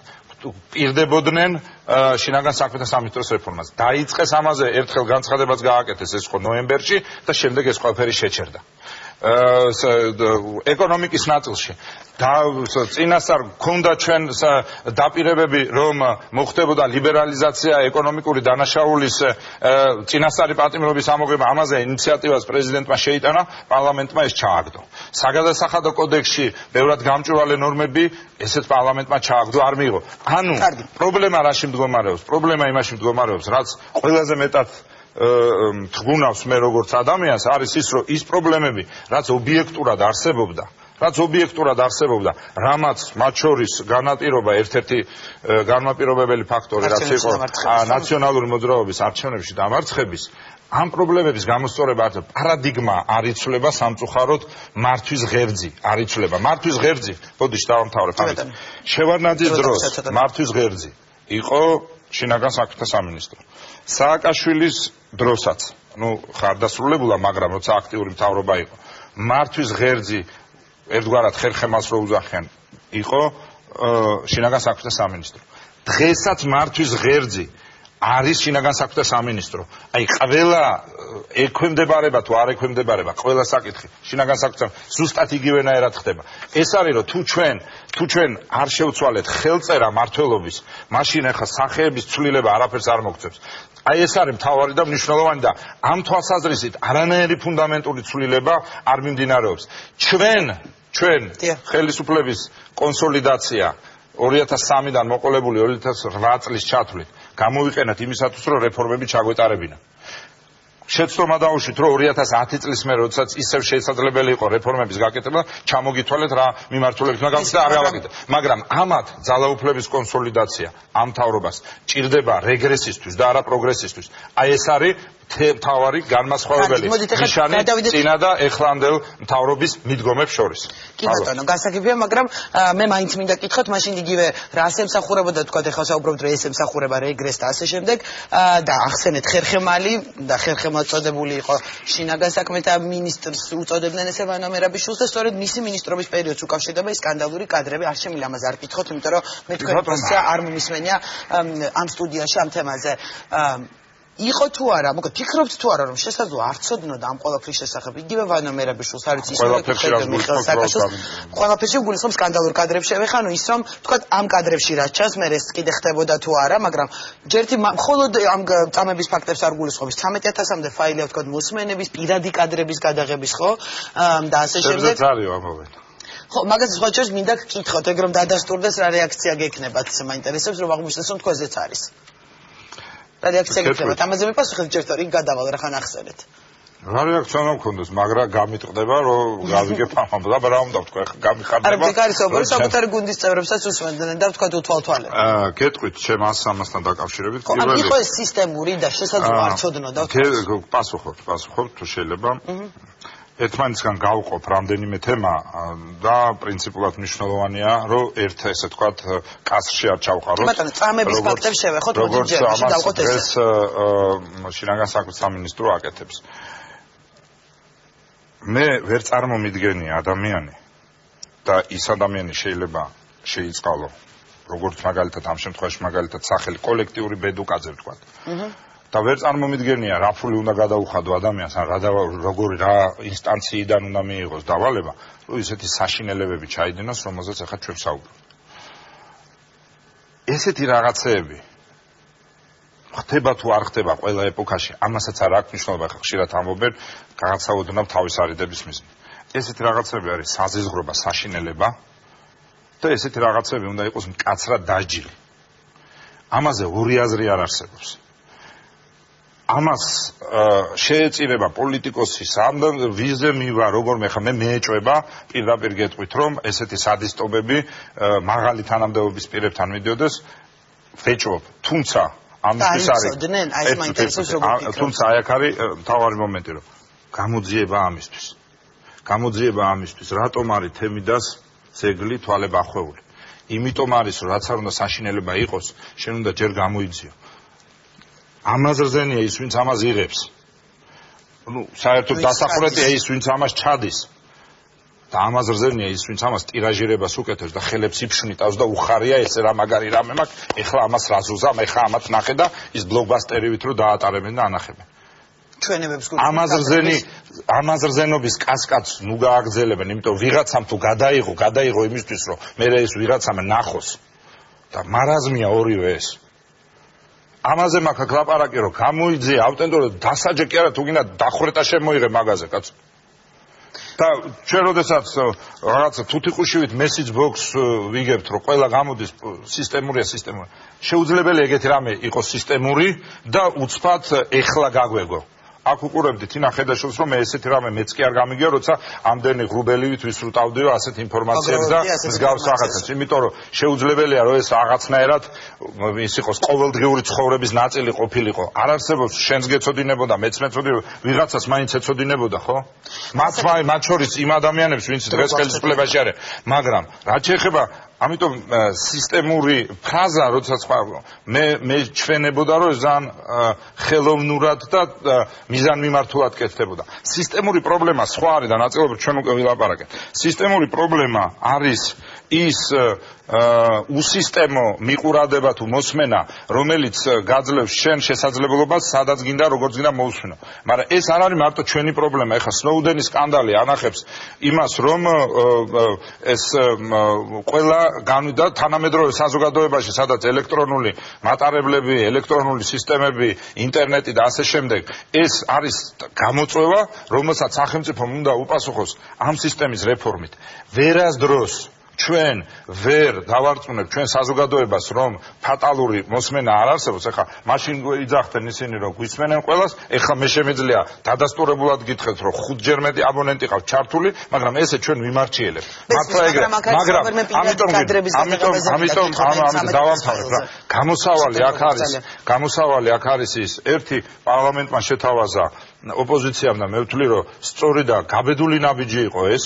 როდესაც ამხელა ნიაღვარი მოდის ბრალდებები შენს წინააღმდეგ, რომ მოდი ესე კი არა რაღაც კარდა ჯგუფ ვატაროთ და იმებს რა კინოჩვენებები მოვაწყოთ. არამედ მოდი საგამოძიებო კომისია შევქმნათ და ერთობლივად გამოვასწოროთ ეს საკითხი. და მეორე, ეს საკითხი არალეგალური მიყურადების იქნება თუ მოსმენების და მათ შორის დახურული რგოლების მხოლოდ გამოსწორდება თუ ჩვენ ფართომასშტაბიან რეფორმას დავიწყებთ შინაგან საქმეთა სამინისტროს საერთოდ ძალოვანი სისტემის. თუ ამას არ დავიწყებთ, მერაბიშვილი იქნება მინისტრი, მერე ბაჩუახალაია თუ რა ქვია ირაკლი ღარიბაშვილი, არაფერი არ შეიცვლება, ვერ შეიცვლება, იმიტომ რომ დღეს ანალოგიურად უბრალოდ მინისტრია უფრო სუსტი და მას რა ქვია თავის მრისხანე აჩრდილს ეომება სამწუხაროდ ეს მისი ანალოგიური პრობლემები გვექნება თქო.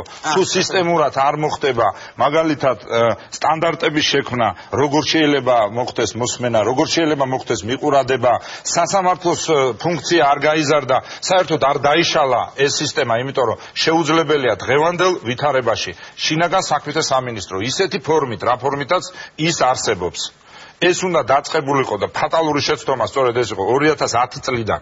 2010 წელი იყო სწორედ ის შემოbrunების ის წელი, როდესაც უნდა დაწყებულიყო ფართომასშტაბიანი რეფორმები ამ ნაწილში, მაგრამ არც დღეს არის დაგვიანებული და დღესაც ეს მწვავეა. ამიტომ ეს უნდა გაკეთდეს პირველ რიგში და არა პოლიტიკური ნიშნით და კუდიანებზე ნადირობად გადააქციო ის, რაც არის საერთო ჩვენი ტრაგედია. მესმის, თუმცა როდესაც თქვენ საუბრობდით, მე მინდა პოლიტიკურ ერთია რომ თქვა გასაგებია რომ გამოძიებამ რაღაც მტკიცებულებები უნდა დადოს კონკრეტულად და გამოიზიოს ვისი დავალებით შეიძლება ხდებოდა ეს ვინ იყო ინფორმირებული, მაგრამ სულ რომ არ ცოდნოდათ ერთი რომ პოლიტიკური პასუხისმგებლობა არის თუ არა თქვენ გუნდზე ამ ფაქტების გამო, რის გამოც თქვა იგივე გიგა ბოკერიამ ერთ-ერთ ინტერვიუში თქვა ისიც თქვა რომ ეს არის ჩვენი ხელისუფლების პოლიტიკური პასუხისმგებლობა, რისთვისაც საზოგადოებას ბოდიში უნდა მოუხადოთ ის თვლის.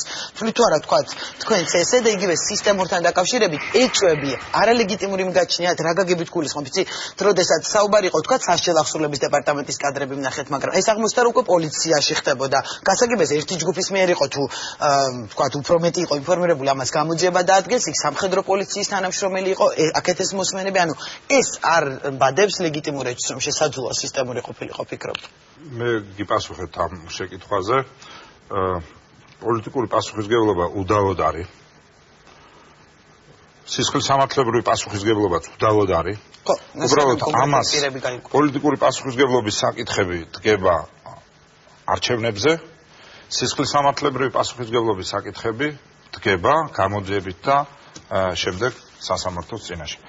ამიტომ მე როგორც ნაციონალური მოძრაობის გუნდის ერთ-ერთი წარმომადგენელი მეც ვთვლი რომ ბევრად მეტი ძალისხმევა იყო ჩემგან საჭირო მიუხედავად იმისა რომ არანაირი ფორმალური შემხებლობა ამ ესე ვთქვათ თემატიკასთან და სფეროებთან არ მაქვს ბევრად მეტი ძალისხმევა იყო საჭირო იმისათვის რომ ასეთი რამე ოდნავ მაინც რომ მეტი ალარმი იყო საჭირო იმისათვის რომ თუ ესეთი რამე ხდებოდა ამის პრევენცია მომხდარიყო ისტერიკა უნდა მოეწყო თითოეულ ჩვენთაგანს თუ ასეთი რამე ხდებოდა გუწფელად გეტყვით იმ სადისტობების შესახებ მე ნამდვილად არ ვიცოდი იმიტომ რომ არც ერთი თანამდებობა არ მიღებს არც ერთი არაფერი არ მიღებს არც ერთი შვილი არ მინდა ეგეთი კაცო რაზე მელაპარაკებით ეგ რომ ცოდნოდა მე და ვინც არ უნდა ყოფილიყოს იმას ხელს გამოვჭრიდი ჩემი ხელი დავახშოვდი ვინც ამას სანქცირებას მიცემა გუწფელად გეუბნებით აბსოლუტურად მაგრამ დღეს ამ ვითარებაში როდესაც აი ხელების ფშნეტა ხდება ბედნიერებისგან და არანაირად და აი ეს მოსამართლე ჩემია საკითხიც იმიტომ არის ჩემთვის ამაზრზენი რომ ყველაფერზე შეიძლება წახვიდე, ყველა შენ დანაპირებზე, ყველა შენ ნათქვამზე, ყველა შენ ნამოქმედარზე, ოღონდ კი მიზანს მიაღწიო და ისინი ჩაქოლო, ეშმაკსაც კი გაურიგდები. აი ეს განცდა, ამიტომ გონია რომ როდესაც ლაპარაკობს პრემიერ-მინისტრი რომ სიცრუეში ამყოფებდა სააკაშვილი ყველას. მე არ ვიცი სიცრუე იყო თუ სიმართლე, მაგრამ ფაქტი არის რომ დღეს ჩვენ ვიმყოფებით ნახევარ სიმართლის ეპოქაში და ნახევრად სიმართლე იგივენაირად სიცრუეა და მე გული მწყდება იმიტომ რომ ვინაიდან პოლიტიკური ანგარიშწორებისთვის უნდათ ამის გამოყენება ამიტომ გონია რომ დღეს ჩვენ სიმართლეს ვერ გავარკვევთ სამწუხაროდ და ამ ყველას მე ვწუხარ იმიტომ რომ დღეს მე რასაც ვხედავ ამისი შანსი არ არის მაგრამ ყველა თავმოყარე პოლიტიკოს ყველას ვისაც პოლიტიკაში ყოფნა უნდა გინდა იყოს ნაციონალური მოძრაობიდან, გინდა ნებისმიერი სხვა სულ ერთია. მე დარწმუნებული ვარ, დადგება დრო, როდესაც ეს პოლიტიკური ტემპერატურა და დუღილი არ იქნება, როდესაც ინტერესი რომ აი ამითი ვიღაცა გააშავო და შენ ვთქვათ 5-6%-ით მეტი რეიტინგი გქონდეს და ამის გამო ეს გამოიყენო, როდესაც ეს ფონი აღარ იქნება. ხო? მე დარწმუნებული ვარ, რომ ასეთი რაღაცეები ობიექტურად მოხდება გამოძიება. მე თუ ოდესმე ამის შესაძლებლობა მექნება, მე თვითონ მაქვს ბევრ ჩემ თანაგუნდელთან შეკითხვა. რა თქმა უნდა, მაქვს სამართლებრივი შეკითხვა. ყველასთან კაცო, ყველასთან მაქვს შეკითხვა. რა თქმა უნდა, მაქვს შეკითხვა ბაჩო ახალაიასთან. რა თქმა უნდა, მაქვს შეკითხვა ვანო მერაბიშვილთან, რა თქმა უნდა, შეკითხვა მაქვს მიხეილ სააკაშვილთან, ისევე როგორც მათაც უნდა ქონდეთ შეკითხვა, რატო თუ რამე იცოდი, რატო არ გამილაწუნე, რატომ არ მითხარი ეს, რატომ თუ შენ ის არის, შენ ხო ჩემი მეგობარი და კოლეგა, ეს, მაგრამ მე ვთვლი, რომ ეს ამ წუთას ფიზიკურად შეუძლებელია. ფიზიკურად შეუძლებელია. მე დარწმუნებული ვარ, რომ ქვეყანაში დადგება დრო და მე თუ შემეძლება, მე თვითონ მოვითხოვ ამ შეკითხვებზე პასუხს. ისევე როგორც დარწმუნებული ვარ, ყველა ჩემი კოლეგა, რომელიც დღეს პარლამენტში ზის, თვითონ მათაც ზუსტად იგივე აზრია. იმიტომ რომ ამ შემთხვევაში ჩვენთვის არის ყველაზე მნიშვნელოვანი სიმართლის გაგება. მე უფრო მაინტერესებს, მე უფრო ვარ დაინტერესებული ვიდრე ღარიბაშვილი იქნება თუ ივანიშვილი, იმიტომ რომ ივანიშვილს აგერ წავა და აღარც დაინტერესებს, საერთოდ აღარც გაიხსენებს ამაზე. საერთოდ არც აინტერესებს, წავა რატო არ ტოვებს საფრანგეთის მოქალაქეებს, გახსოვს ამ ხელა ყიჯინი იყო ატეხილი, რომ კონსტიტუციას არგებენ, იმას საქართველოს მოქალაქეობას არ აძლევენ. ხო დაიწყო საფრანგეთის მოქალაქეებიდან გასვლა. რატო არ დაამთავრა ეს პროცედურა? პირიქით დაიტოვა საფრანგეთის მოქალაქეობა და ეხლა კონსტიტუციას ვცვლით და ვარგებთ მას. რო ორმაგი მოქალაქეობა შეიძლება პრეზიდენტ, პრემიერს და პარლამენტის თავმჯდომარეს ქონდეს. რატო ვარგებთ? თუ მაშინ ცუდი იყო ვიღაცაზე პარლამენტისა კონსტიტუციის მორგება, რატომ არის დღეს ეს ისეთი ჩვეულებრივი საგანი? რატომ არა ერთ საკითხს აუცილებლად უნდა იმას აქვს. როდის დაიწყება პრობლემები? პრობლემები იწყება, როდესაც კონცენტრაცია ხდება ძალაუფლების და შეიძლება საფრთხე იზრდება ამ ძალაუფლების ბოროტად გამოყენების. შეიძლება ვიღაცამ კეთილი მიზნებისთვის გამოიყენოს, მაგრამ არ არსებობს კეთილი მიზნების, რომელიც დროთა ვითარებაში თუ ზედმეტად მეტი ძალაუფლება გაქვს, არ გადაიზარდოს რაღაცას იმახინჯეში. ეხლა რა ხდება დღეს? 3/4.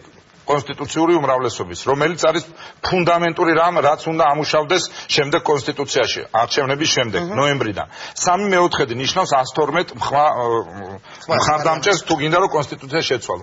ეს თავის დროზე ჩვენ ეს ნორმა იმიტომ მივიღეთ, რომ ეს იმდენად ფართო კონსენსუსის საკითხი უნდა ყოფილიყო, იმიტომ რომ არც ერთ ეპოქაში 112 ხმა არც ერთ პარტიას თეთრ ცხენზე და თეთრ რაშზე რომ ჯდარიყო, მაინც არ ქონდა. ეს ნორმა ჩვენ სპეციალურად მივიღეთ იმისათვის, რომ დაამთავრდეს კონსტიტუციის ცვლილება პოლიტიკური კონიუნქტურის და პოლიტიკოსების დილიხორზე და მათ ხუშტურებზე. დაამთავრდეს და ამას პირველ რიგში ჩვენ უთხარით უარი. რატომ ხდება ამის რევიზია? რატომ დაიწყეს ახლა ისე 2/3-ზე ჩამოტანა? მაშინ როდესაც 2/3-ზე რატომ იმიტომ რომ დღეს ოცნება 3 ხმა აკლია მხოლოდ 2/3-ზე. ამის მიღების შემთხვევაში 3/4 ეს დაიკარგება შესაბამისად ის კონსტიტუცია რომელიც ამოქმედდება ასევე იქნება არა ფართო კონსენსუსის საგანი, არამედ ეს ფორმალური რაღაც დადიან და ერთმანეთს რო ელაპარაკებიან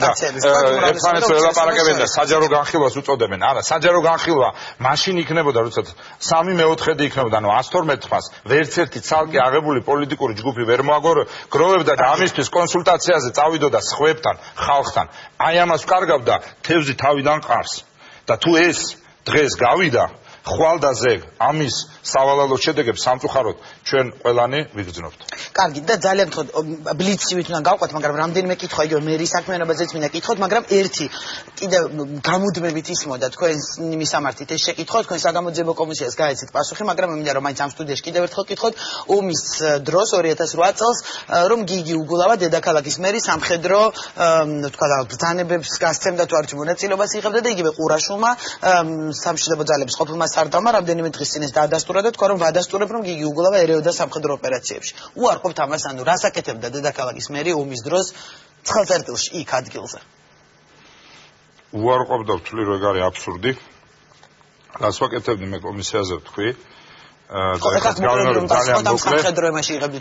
ძალიან მოკლედ გავიმეორებ. იქ საბრძოლო ეპიცენტრში, ესე ვთქვათ, იმყოფებოდა თბილისის სახანძრო სამსახური, თბილისის სასტრაფო სამსახური, საგანგებო სამსახური მთლიანად და ტრანსპორტის, ანუ ავტობუსები.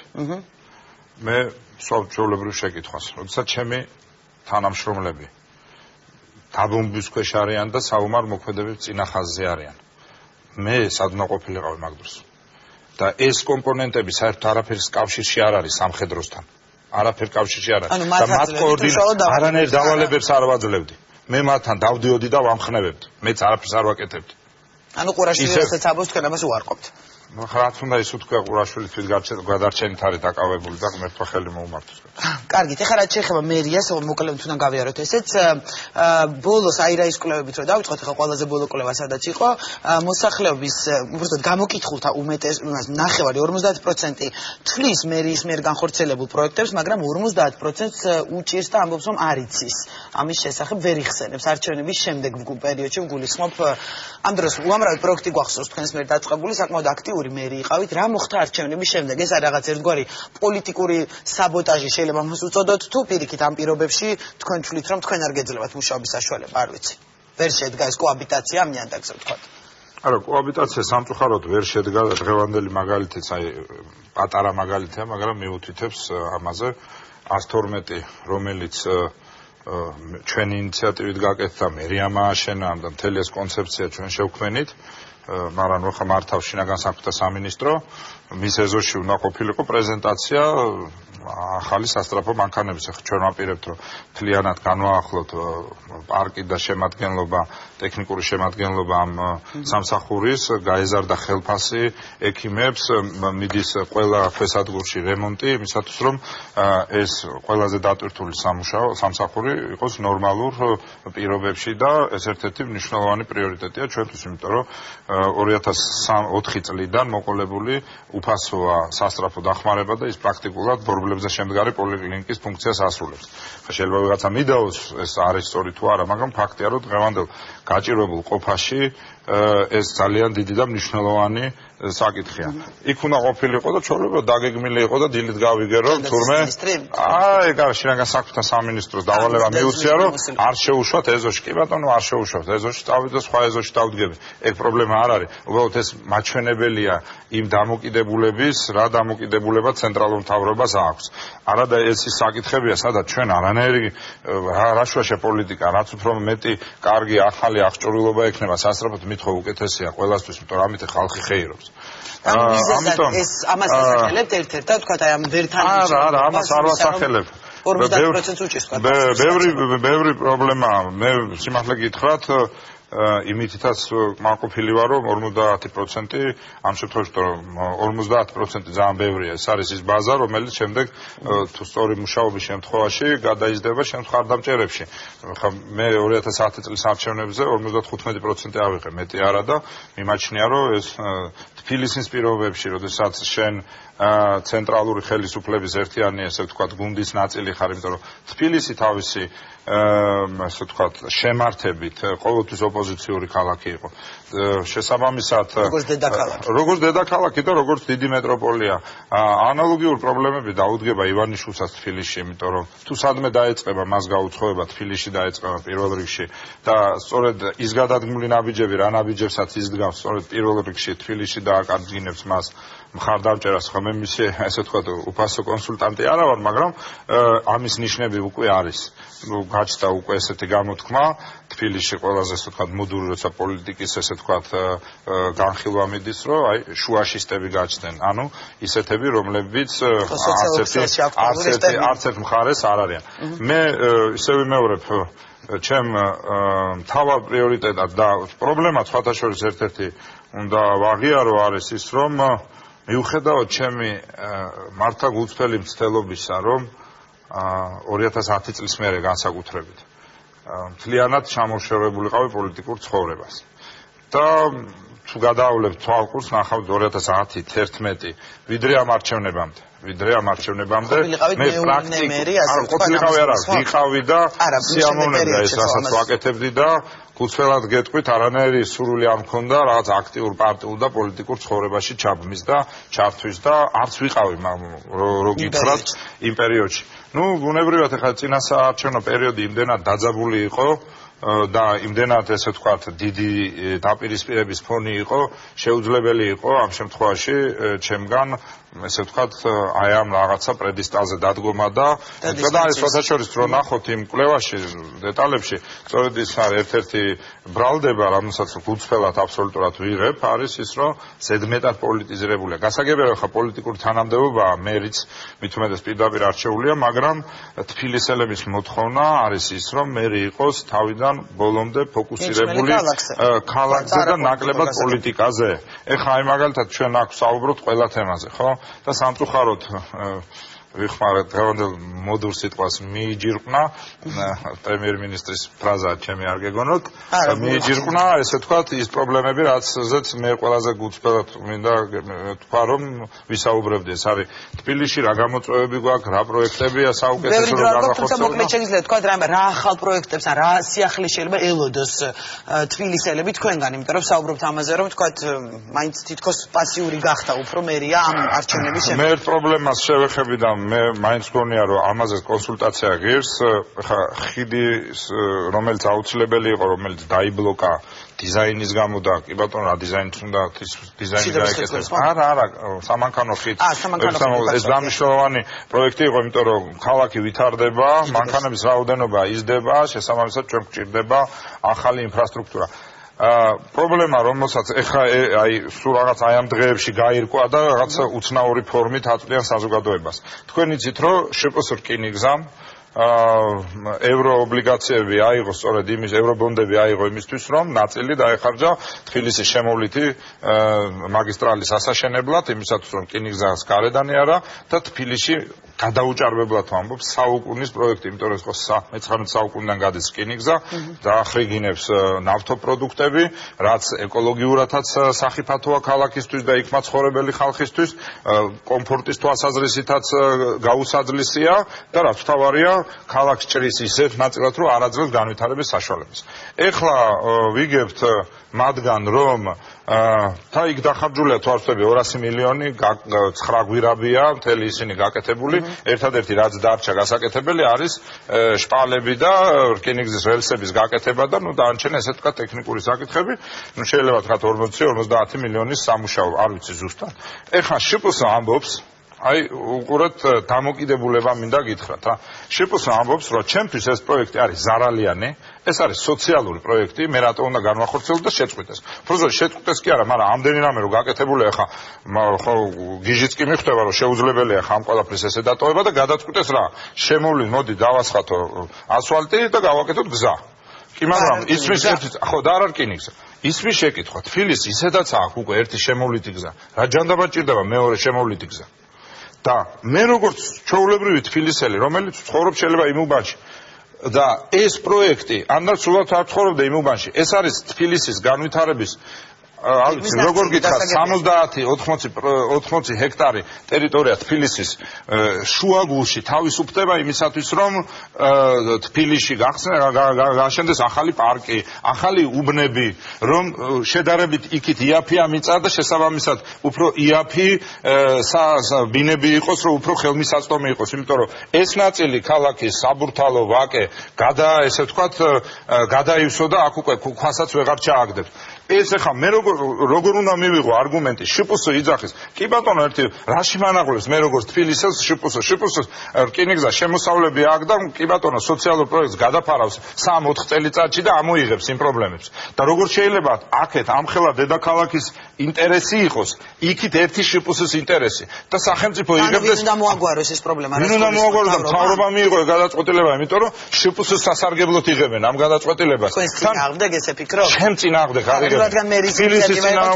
თბილისის წინააღმდეგ იღებენ და როდესაც იქ ასფალტს დაასხავენ და მეორე გზა იქნება ერთი შემოვლითი ხო არსებობს კაც თბილისში ხა მეორე შემოვლითი გვექნება და რა პარიზ-დაკარი უნდა გააღვდო რა რისთვის ჭირდებათ ორი შემოვლითი უბრალოდ აღარ იციან რა ქნან მაგრამ როგორ შეიძლება დამოკიდებულებაზე ვლაპარაკობ დამოკიდებულება აქეთ არის ქალაქის ინტერესი დედაქალაქის განვითარების ინტერესი აქეთ არის ერთი შპს რა მეტი ხო არაფერი არა ეს რკინიგზა სტრატეგიულია ყველაფერია მაგრამ შპს-ა რომელსაც შემოსავალი აქვს და ეს იყო დათვლი და რაღაც 3 თუ 4 დამატებითი თმომავალის თუ რაღაცის ყიდვა არის არგუმენტი თუ არ ყიდვა არგუმენტი იმისათვის რომ თბილისის ამხელა განვითარება მოუსწრო აი ამ დამოკიდებულებას და ამაზე არავინ არ მსჯელობს ჩვენ ვსჯელობთ რაღაცა წარსულზე რა თქმა უნდა ვიმსჯელოთ მაგრამ თუ ჩვენ მომავალზე არ ვიმსჯელებთ და მომავლის პროექტებს არ განვიხილავთ ჩამოგვეშლება ეს ქვეყანა და მე ყველაფერი უფრო რთული გასაკეთებელი იქნება ეს არის რაც მაწუხებს მე როგორც მერს იმიტომ რომ ამ შემთხვევაში ვხედავ აი ისეთ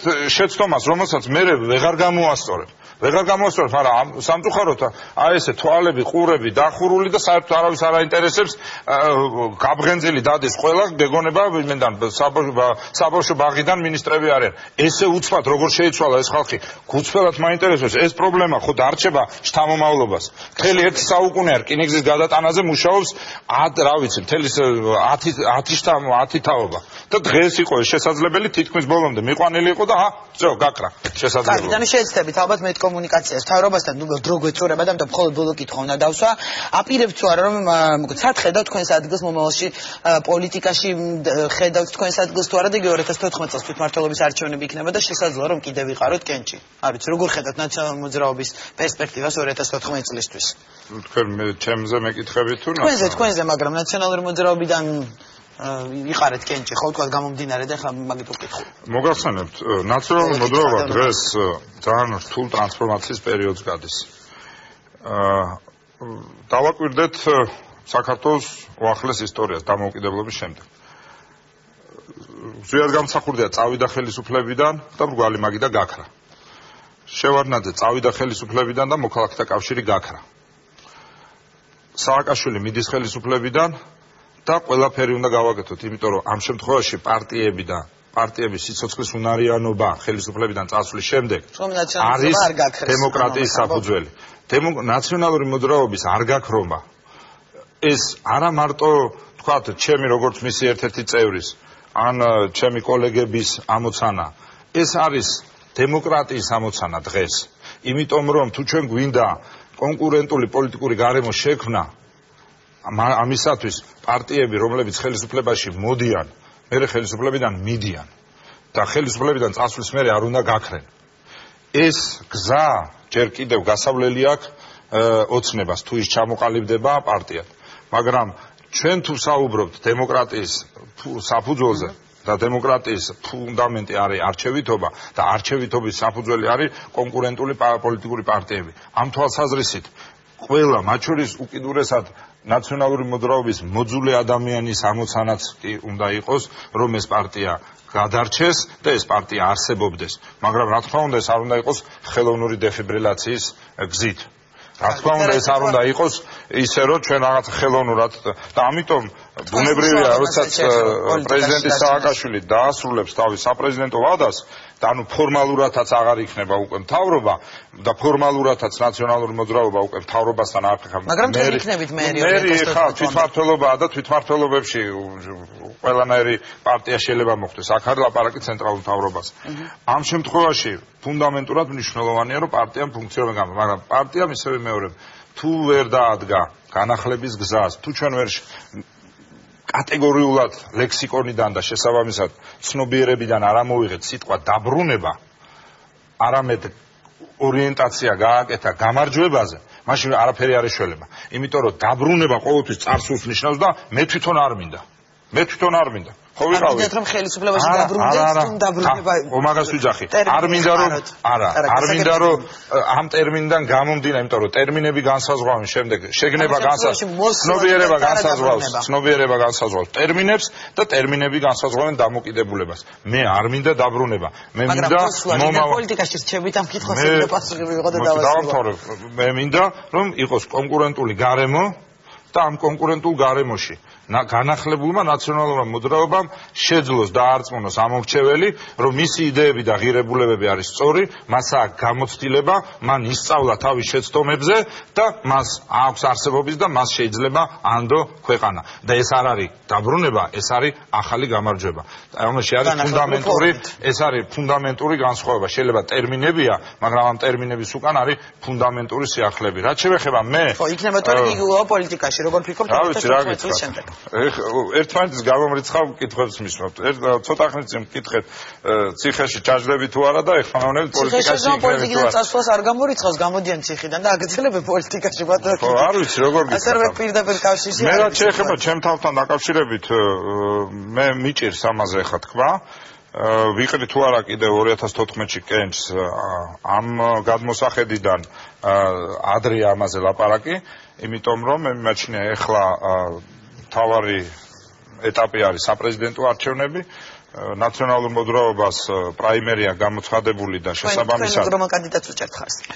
არა, ამას ასეთი მნიშვნელობა სხვა შორის მე რომელს უწევ. მაინც ერთხელ ბაქრაძეზე თქვით მახსოვს და ბაქრაძე ერთმანეთს ჩავიდა. სიმართლე გითხრათ, ოცნება რომ ყოფილიყო ნორმალური და ჯანსაღირებულებებზე დაფუძნებული პარტია, წესი და რიგით დღეს უნდა იყოს შეჯიბრი ბაქრაძესა და ალასანიას შორის. აი ამ პოლიტიკური, ესე ვთქვათ, კონფიგურაციის პირობებში. მაგრამ ეხა იქ მარგველაშვილის როგორც იმაზე მე აღარ დავისწრებ იმას, მაგრამ ამიტომ ეს ჩემი განსახილველი არ არის, ახაც უაპელაციოდ აირჩიეს ისე რომ არც განიხილეს, ეს არის ჩემთვის ყველაზე ნიშანდობლივი. მარგველაშვილზე სულ მცირე მაინც შეგეძლო რომ გემსჯელა. უმსჯელო კანდიდატის ნამდვილად არ არის, ხო? მაგრამ ეს მათი არჩევანია, როგორც არის, ისეთი არის. ვინც გაიმარჯვებს, ის იქნება ჩვენგან და რაც შემეხება მე უკვე ახალი წლის მერე ან შემდეგ გამოჩნდება ვიყრი თუ არ ვიყრი კენჭს, სოციალურ ეს დამოკიდებულია იგივე სასამართლოზე, სასამართლო გადაწყვეტილებას მიიღებს. ხო, მე ძალიან კარგად ვაცნობიერებ, რომ იმ დარტყმებს, რასაც ვიღებ, მე ამ დარტყმებს ყოველდღიურ ცხოვრებაში ვცნობ. და მე ეს მткиვა როგორც ადამიანს, მაგრამ მე ამას რას გულისხმობთ ამას? ნუ რა თქმა უნდა, ეხა იმიტომ რომ ამ ხელა უბედურებებს რო გაბრალებენ, პირადად შენ რო ის წაიღე ის მოიპარე და 1000 სისულელეს რო გაბრალებენ, ეხა ვიღაცას ეს შეიძლება არჯერა. ურთიერთობებზე გადადის, იჯერებენ ადამიანებს. რა თქმა უნდა, ვიღაცა დაიჯერებს, რა თქმა უნდა ამას და უნებრივია. ჩემ გარემოსაც არ გულისხმობ, მე ჩვეულებრივ ადამიანებს გულისხმობ. ეს არის ხა ის არის რა ქვია, ხა ხეს რო უძახო გახმი, ალბათ გახმება, ხო?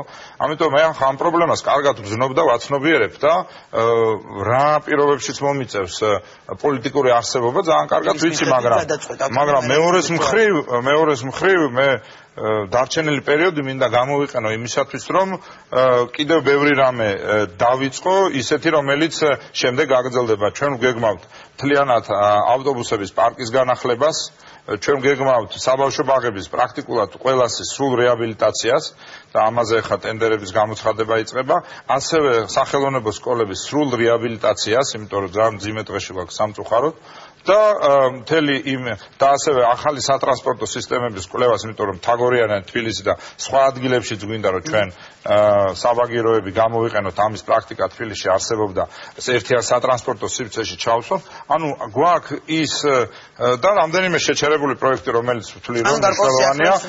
ეს არის საკითხები, რომელიც მომდევნო 8 თუ 9 თვე რაც არის დარჩენილი არჩევნებმა, მე მინდა დაიძრას ისე რომ ის გაკეთდეს. იმის და მიუხედავად ვინ იქნება თბილისის არჩეული მერი, არა, საკრებულოსთან პირდაპირ კავშირში ეს არა, რა თქმა უნდა კავშირშია, მაგრამ ვინ იქნება შემდეგ თბილისის არჩეული მერი და რაც მთავარია კიდევ ყველაფერი უნდა გავაკეთოთ, რომ ეს თვითმმართველობის კონცეფცია, რასაც დღეს მთავრობა მუშაობს, ჯერ ესეთი გამჭვირვალე უნდა იყოს და ხალხმა უნდა ნახოს და არაფრით არ დაუშვათ ის, რომ მაინც არის ჭმუნმები, თბილისის პირდაპირ არჩეული მერი უნდა იყოს თბილისის მერი პირდაპირ არჩეული.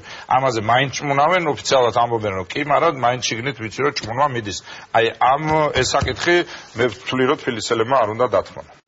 ძალიან დიდი მადლობა, საკმაოდ ვრცელი ინტერვიუ გამოგვივიდა. გიგი უგულავა საუბრობდა პოზიციის პირდაპირ ეთერში. მადლობა რომ იყავით ჩვენი სტუმარი. მე კი აქვე გეტყვით რომ დღეს იყო ამ სეზონზე ბოლო პოზიცია.